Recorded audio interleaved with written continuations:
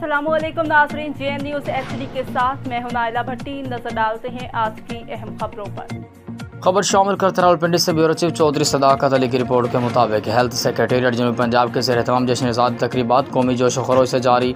Secretary health जनूबी पंजाब मोहम्मद अफजल नासिर खान ने health secretariat नश्तर medical university और अस्पताल और शहबाज शरीफ अस्पताल में यके बाद दीगर परचम को साय की। सेक्रेटरी हेल्थ जनूबी पंजाब मोहम्मद अफजल नासिर ने हेल्थ सेक्रेटेरिएट और शहबाज शरीफ अस्पताल में आज़ादी केक भी काटा। सेक्रेटरी मोहम्मद अफजल नासिर खान ने शहबाज शरीफ अस्पताल में ज़ेर इलाज मरीजों और अमले में मिठाई भी तकसीम की।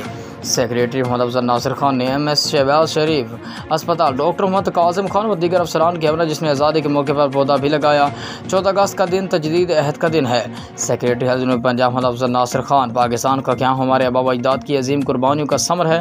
सेक्रेटरी हेल्थ जनूबी पंजाब मोहम्मद अफजल नासिर खान पाकिस्तान की तरक्की के लिए हमें बहैसियत कौम अफरादी और इज्तिमाई काविशें करना होंगी। सेक्रेटरी हेल्थ मोहम्मद अफजल नासिर खान, हमारी दुआ है कि पाकिस्तान दिन दोगुनी और रात चौगुनी तरक्की कर।